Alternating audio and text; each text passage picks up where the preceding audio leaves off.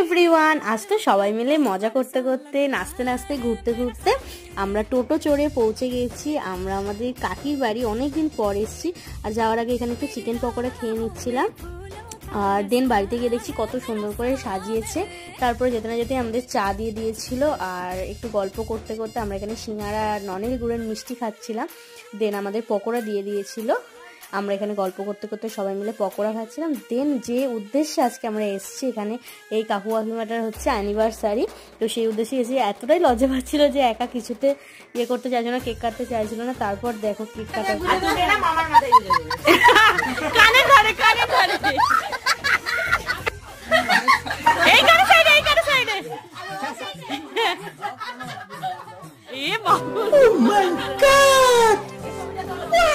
এখানে আমরা একটু ছবি তোলাতুলি করছিলাম ওদের।